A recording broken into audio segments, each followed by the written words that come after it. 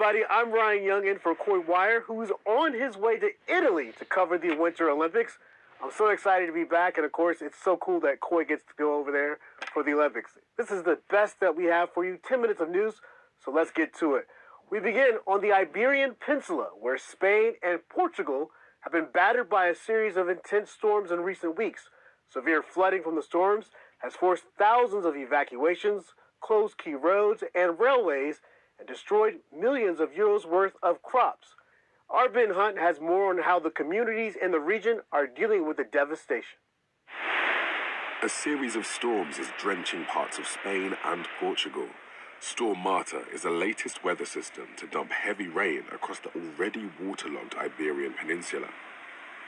Some places have been inundated with water, like this town in Spain's Andalusia region.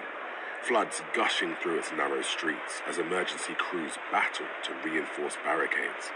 But many houses have already been engulfed by the rushing waters, and some residents say they fear even more water could be accumulating in the nearby hills. Knowing the mountains too, I can imagine what's underneath them, how the aquifers are doing and all that. And that water has to come out at some point. In southern Spain, more than 11,000 people have been forced to leave their homes because of recent storms, and nearly 170 roads across the country have been shut down. The ground is so wet, there are fears of landslides in some areas.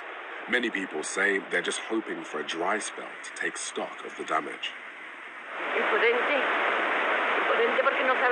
We hope this will end soon and pass, and that we will see what is there, because there is nothing else to do but wait and wait, and the more hours that pass, the more desperate we become. Nearby Portugal has also been hit hard by back-to-back storms.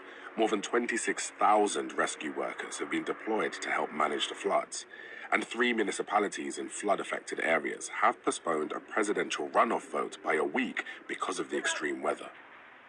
Though the vote continued in other parts of the country, many voters armed with umbrellas managed to cast their vote in the very soggy conditions.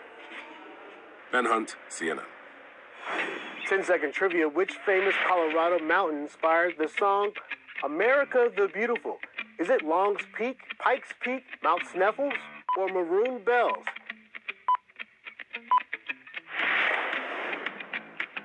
If you said Pikes Peak, high five. It's located just west of Colorado Springs.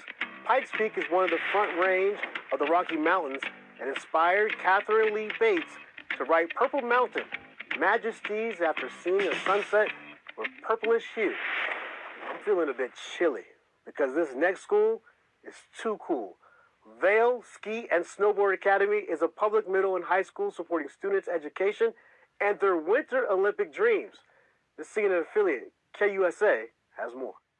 If it looks like a school and sounds like a school... So instead of traditional hall passes, we utilize skis, snowboards, and hockey sticks. Then it is a real school, right? We are probably one of the most unique public schools in the country. Matt Steninger is a teacher at Vail Ski and Snowboard Academy. Yes, a very real, very serious public middle and high school in Minturn. We're completely dedicated to serving winter sports athletes in our community here in Eagle County. We get a snowboard in the morning, come to school in the evening, kind of blends athletics and academics together so we can all chase our dreams of going to the Olympics. In this school, Olympian alumni line the hallways. Let's switch 19 Indy, bro. And some school days include Olympic watch parties. We are watching the Olympics men's snowboard big air qualification. 11-year-old Benny Diaz wants to be a pro snowboarder. This week, he's watching his classmate,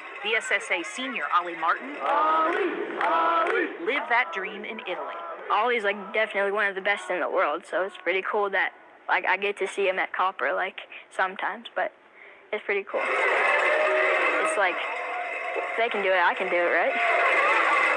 It's amazing to see a kid I've essentially grown up with be on the world's biggest stage and compete at such a high level. I counted, and with our 5 alumni and 3 current athletes, if VSSA were our own country, we'd have as many athletes as Argentina. Meg Gustafson hopes to be next. I'm hoping to qualify for the Paralympics this year. Since I'm visually impaired, I ski with my brother in front of me as my guide.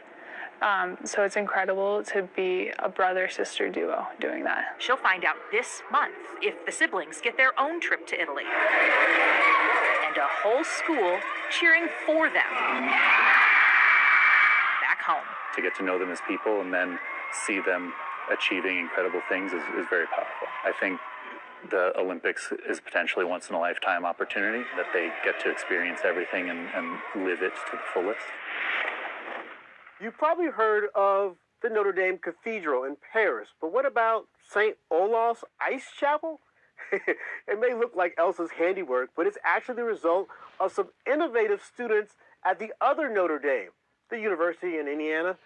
They were inspired by an igloo and decided to put their architecture and engineering skills to work, transforming a pile of snow and ice into a stunning place of worship. In just 6 days, the frozen feat didn't go unnoticed, spurring plenty of smiles and selfies from all over campus. More than 2,000 students braved the cold for an outdoor mass at the chapel, complete with the choir.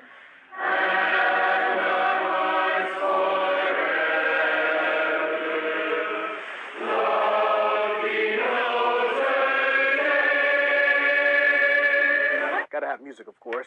Now that is a positively cool example of a community coming together.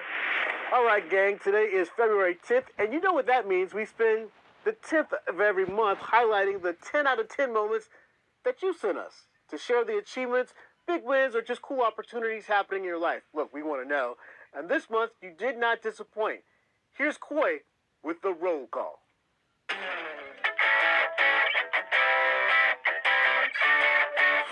Our first 10 out of 10 moments. Santos Vagos for life.